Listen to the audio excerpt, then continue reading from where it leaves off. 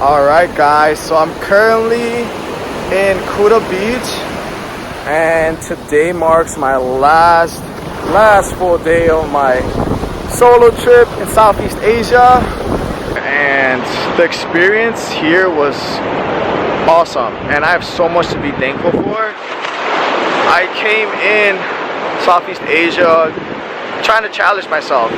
I wanted to be more outgoing, I wanted to be more social, I wanted to be in uncomfortable situations to overcome it. I wanted to challenge myself physically and mentally, and honestly I did all that plus more. I even met friends that I'm gonna still be in contact with. I came in here with a motto of expect nothing, experience everything. Going with the flow, having no plans here in Southeast Asia, because the best way to travel here is not to have a plan.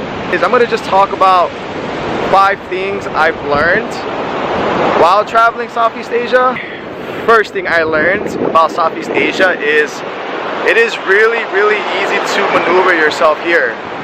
So when people think of traveling, backpacking, they think of, you know, roughing it out and living in a camp, but it's not really like that at all. It's so easy to get from point A to point B. There's a lot of taxis, there's tuk-tuks, there's buses that travel overnight, and there's even Grab. Grab is like the Uber version for us and probably the safest, and they'll give you the best deal. The second thing I learned is the willingness to meet other travelers. This can make or break your experience, honestly. Like when people think about traveling solo, they think about staying in their room and they're gonna be locked in there while everyone is out and about having a fun, and you're gonna just be miserable. It's really not like that at all. It's the complete opposite. It's really hard to be by yourself. So I would say a tip for people that are scared about traveling alone and thinking they're not gonna meet anyone, let me just tell you something right now. So I would say you need to book hostels.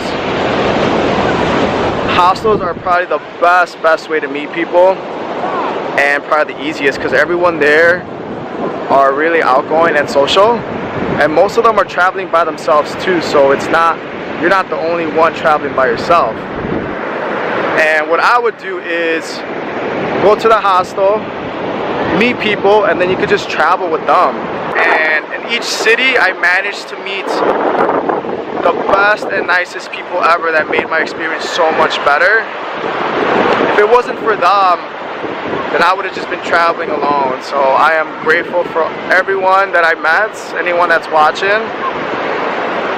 and I hope to see you guys again soon. Third thing I've learned was global culture, and I felt like I've learned more culturally. I felt like I've learned more from my backpackers than from the locals, because I was from literally people all over the world. And even though we spoke different languages, we were more the same than different. Like, we liked the same food, we watched the same Netflix shows, we listened to the same music, we think that the awkward guy at the hostel is annoying. We talked about global issues and what we liked and what we didn't like. We agree that we all don't like Trump. Everything. It's more about us having universal similarities. And I feel like once we're all open-minded and willingness to accept others for who they are, it makes it a lot easier to know people and kind of understand where they're coming from. And even though we were born on the other side of the world or just born in a different country, we're all more the same than different. Okay guys, so the fourth thing I've learned was the backpacker scene. And I would say that I wish I would have done more local things like homestay. I came to realize that there's a lot of parts of the backpacker scene I'm not really into at all.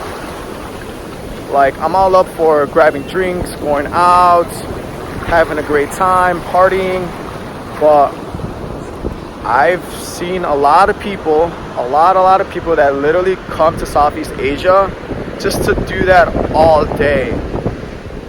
And they'll be literally turning Southeast Asia into a frat party. Alright, so let me tell you guys a quick story. In Thailand, this guy literally comes back so drunk at around 3 p.m. in the hostel. And he climbs up his bunk, and next thing you know, he's literally throwing up. He's throwing up from on top of his bunk, and he's actually throwing up on the person underneath him and his clothes. And next you know it, you know, a fight almost breaks out. Staff had to come running in there to break it up. And that's the type of experience I'm not looking to have. I really do not want to be that guy. Okay, so the last and final thing I've learned was the locals. And I miss the more cultural aspect of it.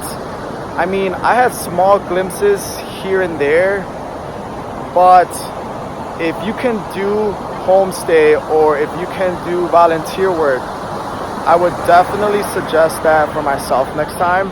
Backpacker life is great. It's fun. It's social. You can party. You can literally do whatever you want. But honestly, you can do that at home too. What people want, at least what I think what people want from traveling is a different cultural experience. At least for me it is. So here's another story, whether you believe it or not. So when I was in Gili T in an island, I did a snorkeling tour where they take you to 3 different spots. After the first stop, I just kept diving in to get good footage, and next thing you know it, the boat left.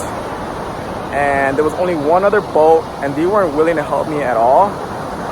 So I literally had to swim to the nearest island, which took about 30 minutes. And the only local there, I pull up, you know, I come out of the water, and he could honestly tell just from my body language that something was not right. And he tells me, just wait here, I'll be back, because he didn't speak English. Next thing you know it, literally about 10 or 15 different locals come, and you know, they're all trying to see what happened. I explain the situation. They're literally most of them are all making calls, trying to see where my boat is at or what company I went with. And they're just trying their best to help me out. And the whole time, and I think this is crazy, is that they just kept talking to me, and they kept trying to make me laugh. They kept trying to tell me that we're gonna find your boats, don't worry, it's gonna be okay. And eventually they did. And one of the guys with his own personal boat drove me to the spot. So that was the 5 things I've learned here in Southeast Asia. I'm honestly just ranting here. People are staring at me. But don't forget to subscribe, like, and comment. Let me know if there's anything else you guys do want to know about Southeast Asia, or anything you're just curious about. Just let me know. I'll definitely answer your comments. And I think that wraps it up.